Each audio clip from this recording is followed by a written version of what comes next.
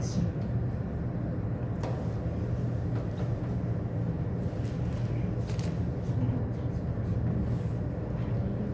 이 장 1절에서 7절까지 한 목소리로 교독하십니다. 그때에 가이사 아구스도가 영을 내려 천하로 다 오적하라 하였으니 이 오적은 구레뇨가 수리아 총독이 되었을 때에 처음 한 것이라. 모든 사람이 오적하러 각각 고향으로 돌아가매 요셉도 다윗의 집 족속이므로 갈릴리 나사렛 동네에서 유대를 향하여 베들레헴이라 하는 다윗의 동네로 그 약혼한 마리아와 함께 호적하러 올라가니 마리아가 이미 잉태하였더라.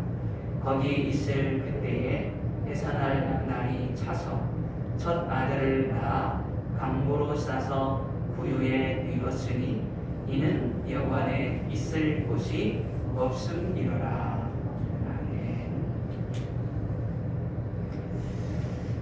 사탄이 뱀이죠. 뱀이 하와에게 유혹했던 것이 뭐냐면 이 열매를 먹으라, 하나님께서 먹지 말라고 하셨는데 이 열매를 먹지 말라고 하는 이유가 있다. 그 이유가 뭐냐? 이것을 먹으면 너도 하나님같이 될 수가 있기 때문이다. 그렇게 하지 못하게 하기 위해서 먹지 못하게 막으신 것이다. 이렇게 유혹을 했습니다. 그래서 하와는 사탄의 유혹을 받고 견디지 못하고 참지 못하고 결국 그 열매를 먹게 되었지요. 이후로 이 사람들은 모두가 신의 자리, 높아지고자 하는 그런 마음을 품게 됩니다.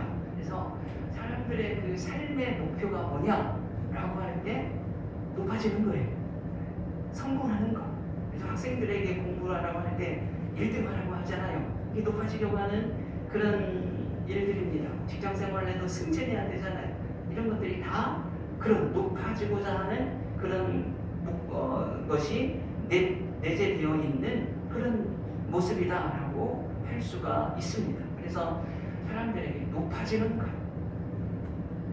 그게 삶의 목표라고 하는데, 이제 성경에서 보면 애굽의 바로가 자신을 신이라고 불리기를 원했던 것이죠. 그랬던 것처럼 정말 고대의 왕들은 다 신이 되기를 원했습니다. 그리고 일본의 왕이 천황이라고 했잖아요. 그리고 중국에서는 황제라고 불렀습니다.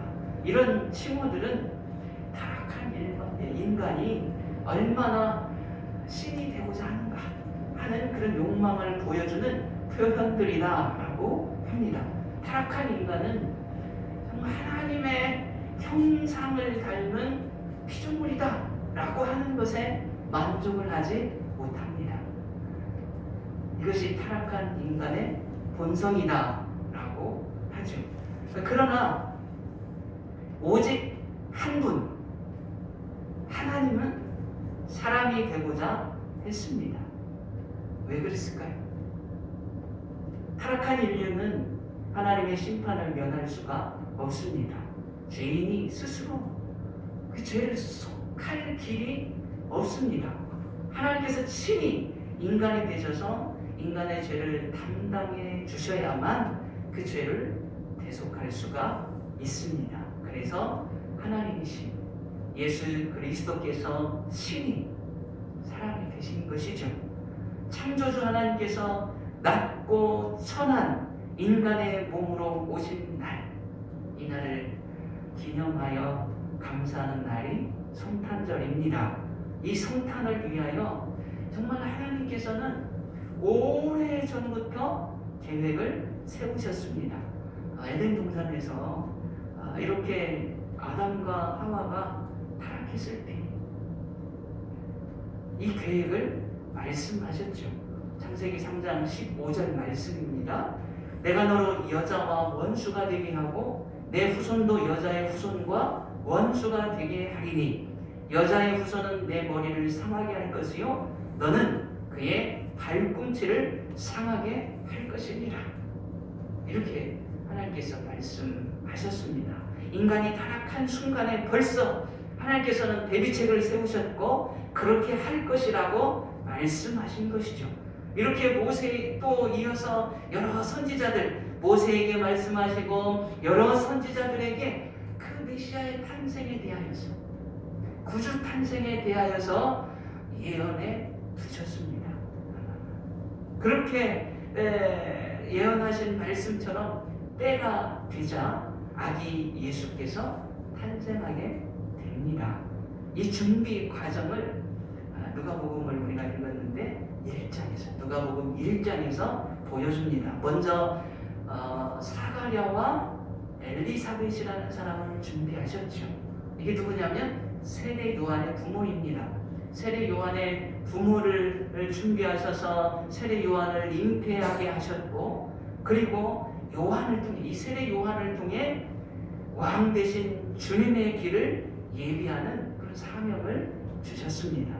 또 경건한 마리아, 이 마리아를 준비하셔서 그의 태에 예수 그리스도를 잉태하게 하셨습니다.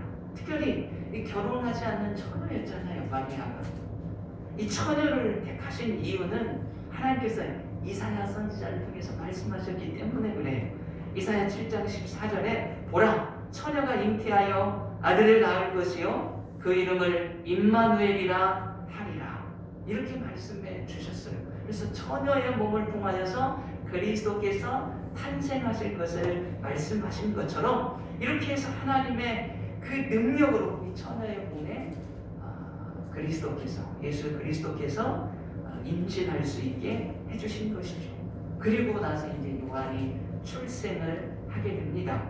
이렇게 모든 것이 준비된 것이 이제 누가복음 1장의 말씀입니다. 그런데 문제가 있어요. 어떤 문제냐면 하나님의 그 약속의 말씀에 의하면, 예언된 말씀에 의하면 이 메시아는, 그리스도는 어디서 태어나야 되냐면 베들레헴에서 태어나야 합니다. 동방박사들이 있었잖아요. 동방박사들이 예루살렘으로 찾아왔습니다. 예루살렘으로 찾아와서 유대인의 왕으로 하시니가 어디 계시냐? 우리가 그분을 경배하러 왔노라 하고 예루살렘에서 크게 떠들어자 소동이 일어났잖아요. 헤롯도 그 소식을 듣고 이제 대제사장들, 서기관들, 성경학자들을 데려다가 이게 무슨 뜻이냐? 이게 무슨 말이냐? 라고 할 때에 그들이 이렇게 대답을 했어요. 또 유대 땅 베들레헴아, 너는 유대 고을 중에서 가장 작지 아니하도다. 내게서 한 다스리는 자가 나와서 내 백성 이스라엘의 목자가 되리라 하였음이니이다. 어디서 나오는? 베들레헴에서 메시아가 탄생하신다는 예언의 말씀이었죠. 헤롯에게 이렇게 말씀에 대답을 해 주었는데, 이 말씀은 누가 예언했느냐? 미가 선지자. 미가 선지자가 예언해 두었던 말씀입니다. 그래서 모든 유대인들은 이 말씀을 잘 알고 있었어요. 메시아가 어디서 태어나실 것이냐? 베들레헴이라고 말씀하셨습니다. 이렇게 대답을 한 것이죠. 이렇게 하나님께서 사람으로 태어나야 될 장소가 베들레헴이라고 하는데, 마리아와 요셉은 어디서 살고 있었냐면 북쪽 갈릴리, 이 갈릴리의 나사렛이라고 하는 그 조그마한 촌동네에서 살고 있었습니다. 이 일을 어떻게 하면 좋을까요? 그래서 오늘 본문이 등장하는 것입니다. 1절 말씀을 보면, 그렇죠, 1절 읽어보십니다. 그때에 가이사 아구스도가 영을 내려 천하로 다 오졌다라 하였으니, 그때라고 시작을 하고 있습니다. 이 그때에는 1장을 받아서 하는 말씀이기도 합니다. 세례 요한이 출생하였고 예수 그리스도께서 동정녀인 마리아에게 잉태되어서, 임신되어서 출산을 앞두고 있을 그때에 라고 할 수가 있고, 다시 말하면 이것은 또한 하나님께서 예수 그리스도를 이 땅에 보내시기로 한 그때라고 말할 수가 있습니다. 그때에 등장하는 사람이 바로 로마의 일대 황제였던 아구스도라고 하는 사람입니다. 이 황제가 로마의 속국으로 지배를 받고 있는 모든 나라에게 명령한 것이 뭐냐? 인구조사를 하라. 천하로 다 후적하라 라고 하는 것은 인구조사를 명령한 것입니다. 이 인구조사를 하게 되는 이유들은 몇 가지가 있겠는데, 내가 황제로서 내 백성들이 얼마나 많은지 나 그거 좀 알고 싶다. 그것을 뽐내고 싶다. 과시하기 위함이라고 할 수도 있고, 또한 그보다 더 큰 목적이 있는데 그것은 세금을 걷기 위해서입니다. 나라가 안정되고 많은 일들을 하기 위해서는 재정이 필요했고, 그 재정을 채우기 위해서 인구조사를 해서 사람마다 한 사람씩 세금을 매기는 인두세라고 하는 것입니다.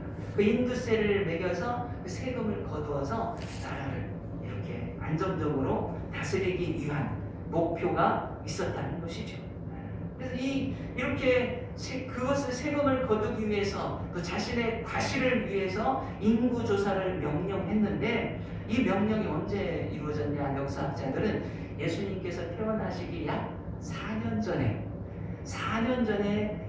로마에서 명령이 내려졌는데, 유대 지역까지 전달된 것은 그로부터 약 3년이 지난 뒤에, 3년 내지 4년, 예수님이 탄생하시기 직전까지 그렇게 오랜 시간이 걸렸대요. 요즘 같으면 미국에서 일어나는 일이 오늘 일어나면 1시간도 안 돼서 우리 귀에 들려오잖아요. 그런데 이때는 어찌된 이유인지는 모르겠지만 로마 황제가 명령한 그 명령이 예루살렘까지 전달되는 것이 3년 내지 4년이 걸렸대요. 시간이 오래 걸려도 너무 오래 걸린 것이죠. 그런데 그때가 언제냐? 예수 그리스도께서 탄생하실 즈음이라고 하는 거예요. 로마 황제는 자기의 그 욕심을 채우기 위해서, 욕망을 채우기 위해서 인구조사를 하도록 했는데, 하나님께서는 이 방법을 통해서 하나님의 예언을 성취하고자 하셨다는 것입니다. 갈릴리 나사렛이라고 하는 동네에 살고 있던 마리아와 요셉이 호적 정리하기 위해서 고향인 베들레헴으로 가야 했던 것이죠. 누가복음 2장 4절 5절, 오늘 읽었던 본문 4절 5절 말씀 보면 이렇게 기록되어 있죠. 같이 읽어보십니다. 요셉도 다윗의 집 족속이므로 갈릴리 나사렛 동네에서 유대를 향하여 베들레헴이라 하는 다윗의 동네로 그 약혼한 마리아와 함께 호적하러 올라가니 마리아가 이미 잉태하였더라. 그리고 6절 보면 해산할 날이 찼다라고 표현해주고 있고, 그리고 7절에서는 첫 아들을 낳아 강보에 쌌다라는 표현이 기록되어 있습니다. 그래서 미가 선지자의 예언대로 예수 그리스도께서 어디에서 탄생하신 거예요? 베들레헴에서 탄생하셨다라고 하는 것입니다. 그래서 하나님의 그 약속하신 그 말씀 그대로 이루어지게 되었는데, 이 로마의 아구스도 황제는 정말 이스라엘로부터 수많이 떨어져 있는 그 로마에 살고 있는 당대 최고의 권력자였습니다. 어떤 면에서 보면 이 사람하고 하나님의 뜻을 이루어가는 것하고는 아무런 관련이 없는 것 같습니다. 이 사람이 하나님을 알지 못하는 사람이잖아요. 자기가 신이 되고자 하는 그런 사람입니다. 그러나 하나님께서는 자신의 뜻을 이루기 위해서 그렇게 아무 관련이 없는 사람인 이 아우구스도까지 동원하셨다는 거예요. 누가복음을 기록한 누가는 그것을 봤어요. 하나님께서 하나님과 전혀 관계도 없는 로마의 그 황제까지 사용하셔서 하나님의 약속의 말씀을 이루어가시는구나.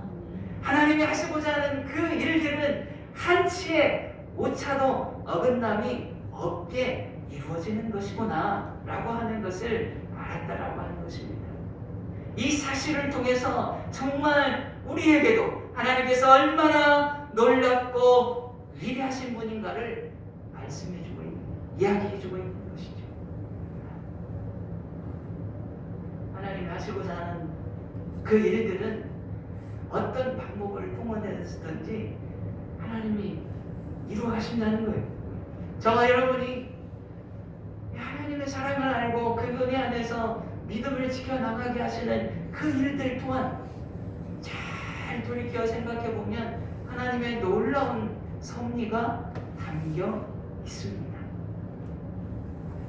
하나님이 하시는 일이라는 것입니다.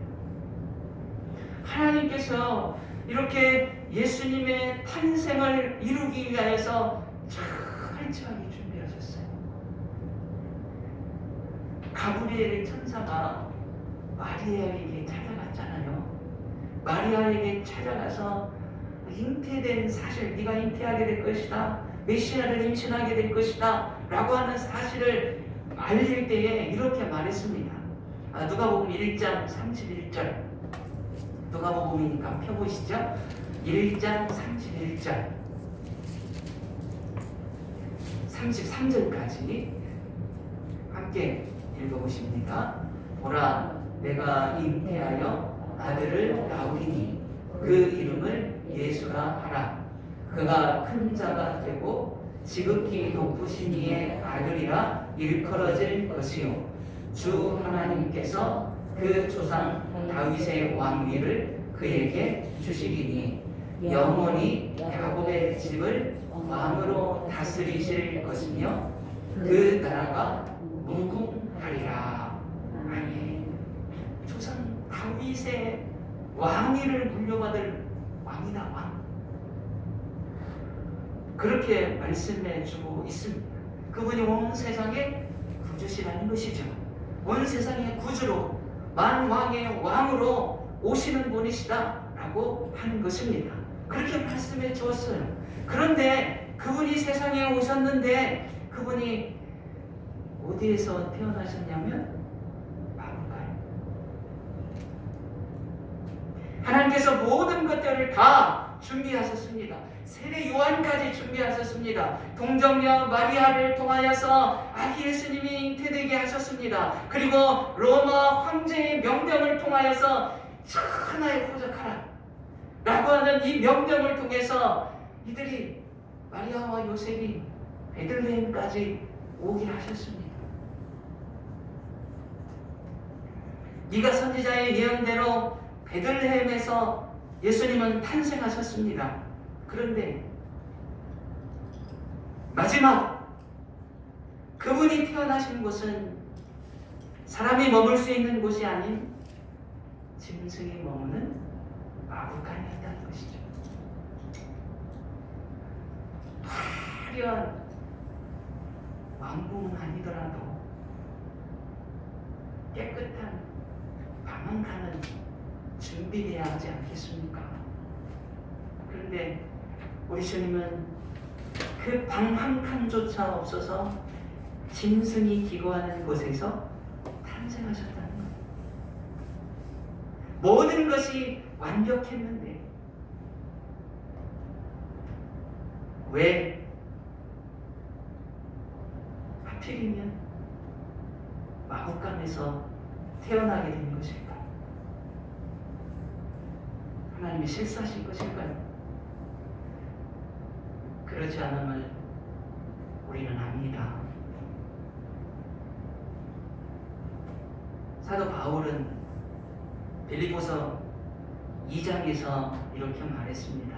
2장 6절로 8절 보면, 그는 근본 하나님의 본체시나 하나님과 동등됨을 취할 것으로 여기지 아니하시고 오히려 자기를 비워 종의 형체를 가지사 사람들과 같이 되셨고 사람의 모양으로 나타나사 자기를 낮추시고 죽기까지 복종하셨으니 곧 십자가에 죽으심이라.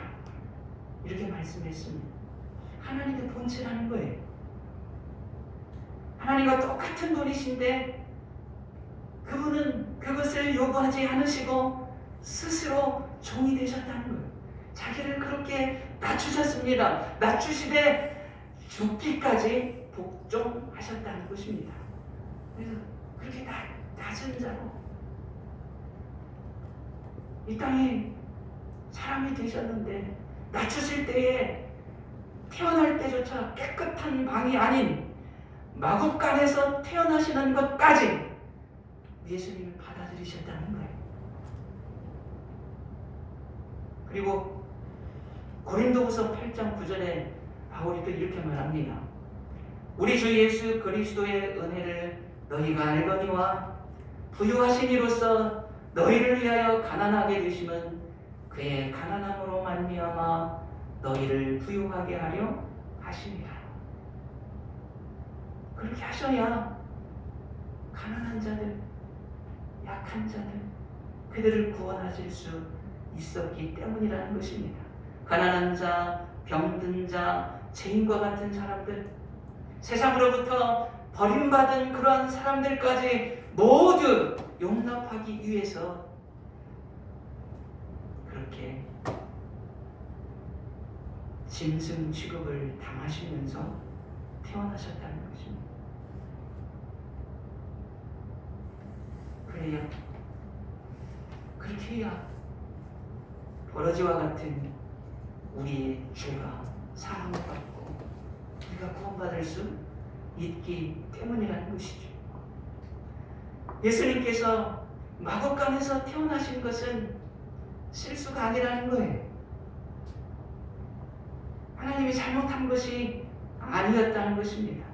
조물주이신 하나님을 거역하는 것은 짐승만도 못한 짓이다 라고 하는 거예요.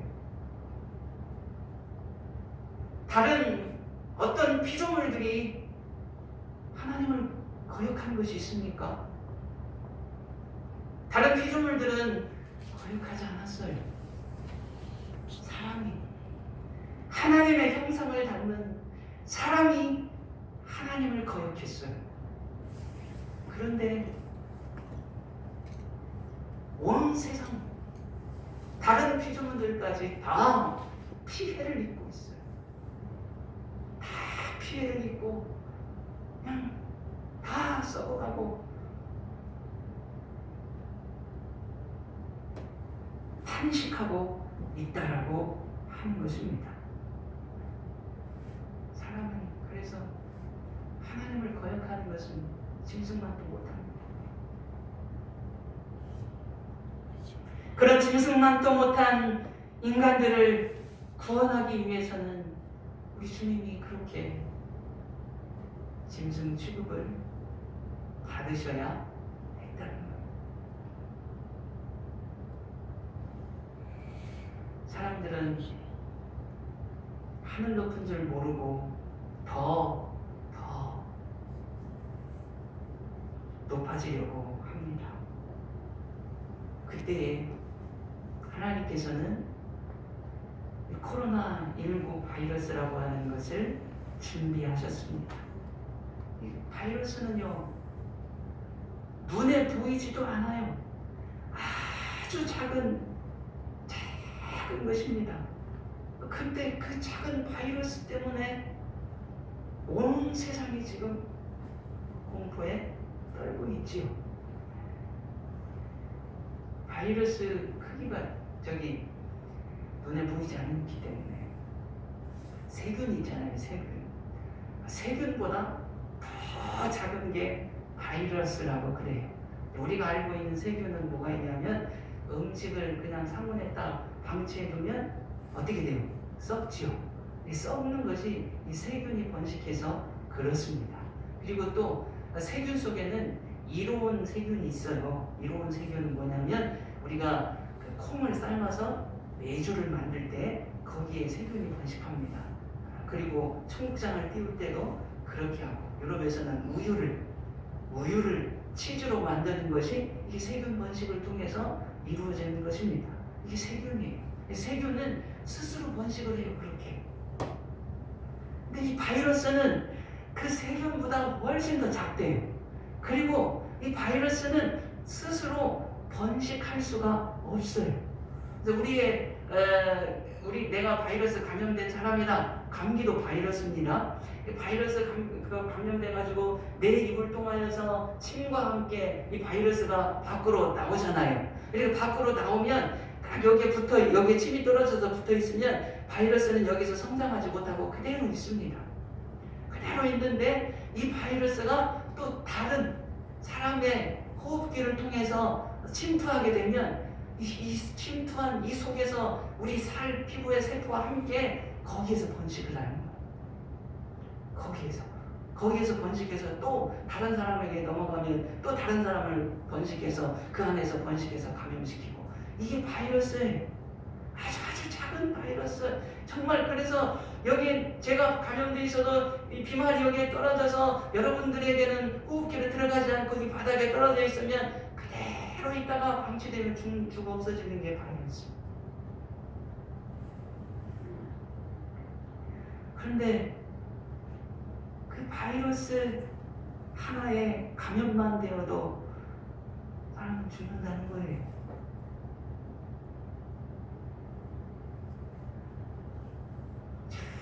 하나님이 준비하신 거지.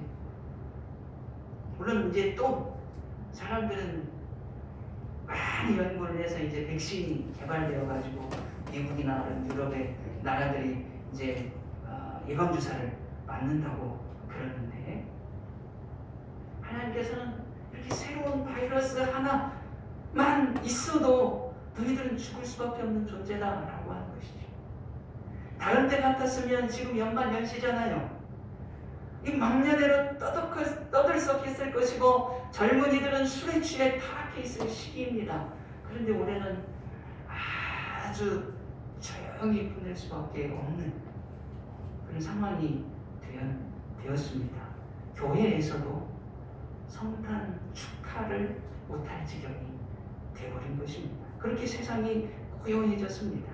하나님께서는요, 그렇게 하늘 높은 줄 모르고 교만했던 인간들을 향하여서 말씀하시는 거예요. 바이러스를 통해서 겸손하라, 기고만장하지 말아라. 교만은 패망의 선봉이요 거만한 마음은 넘어짐의 앞잡이다. 이렇게 말씀하셨습니다. 그런데도 사람들은 여전히 높아지는 것이 최고의 꿈이고, 또 높아진 자는 모든 것들을 통치하려고 합니다. 마치 이단의 교주처럼 스스로 신이 되려고 합니다. 그러나 베드로 사도의 말에 의하면 이는 임박한 멸망을 스스로 취하는 것이다 라고 하는 것뿐입니다. 이렇게 타락한 인간, 이 인간들을 구원하시기 위해서 이 땅에 내려오신 하나님, 성자 예수 그리스도, 그 예수님께서 이 죄인들을 향하여서 오셔서 하시는 말씀이 뭐냐? 내가 너와 함께하겠다.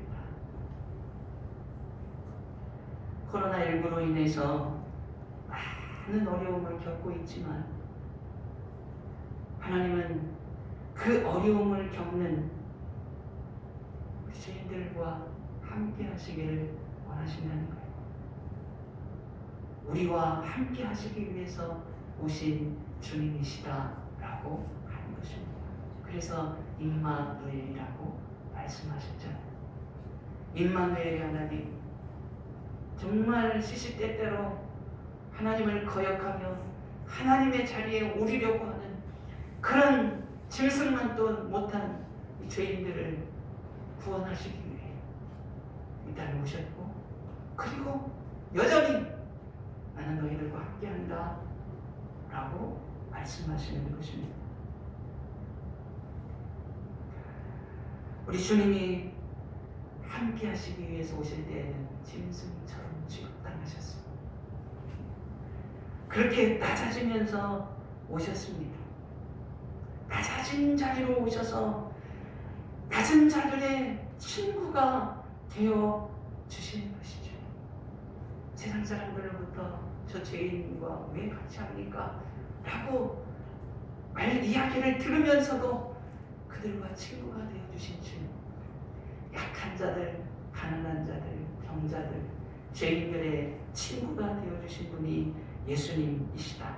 가장 낮은 곳에서 고통당하고 있는 그들의 친구가 되어 주신 우리 주님이시라고 하는 것이죠. 오늘 이 산타클로스의 유래라고 하는 내용을 주보에다 넣었었는데, 이 성탄절만 되면 가장 기억하는 것이 산타클로스잖아요. 근데 산타클로스의 유래가 뭐냐? 원래 270년경에 터키 지역의 대주교였던 성 니콜라스라고 하는 그분에게서 시작되었다. 왜? 그분은 어떤 삶을 살았느냐?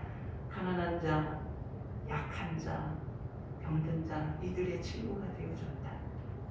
그 삶을 기리기 위해서 나중에 수녀들이 이제 그때 추모일을 맞이하여서 이렇게 가난한 사람들에게 선물을 나눠주면서 확산되어져 가고, 그런데 이것을 이용한 사람들이 있죠. 코카콜라 회사에서 이것을 이용했다는 거예요. 그죠? 코카콜라의 상징인 색깔이 빨간 옷을 입히고 또 하얀 수염을 묻힌 것은 나이가 많아서 근엄한 것이 아니라 코카콜라 거품을 상징하는 것으로 상술로 이용해 먹는 거예요. 하나님의 은혜를 상술로 이용해 먹는. 그렇게 변했지만 애초에 그분은 성 니콜라스라고 하는 이분은 그랬다는 거예요. 주님처럼 낮은 자리에서 가난한 자들, 그들을 위한 삶, 그들의 친구가 되어주는 그런 삶을 살았다라고 하는 것입니다. 우리 주님이 원하시는 것이 우리를 통해서 그런 삶이 아니겠어요? 세상은요, 기독교인들을 대적합니다. 교회를 대적합니다. 하나님을 대적합니다. 그래서 지금 우리나라에서만 보더라도 차별금지법이라고 하는 그 법령을 통하여서 궁극적으로는 기독교가 차별당하게 되어 있고, 이제 하나님의 말씀에 정말 낙태하지 말라라고 하는 그 낙태금지법도 이제 통과가 됐어요. 통과가 된 거나 마찬가지. 법원에서 그것을 결정했기 때문에 하나님을 거역하고 하나님을 대적하는 그런 세상입니다. 그렇지만 그런 세상에서도 낮은 자의 친구가 되어주고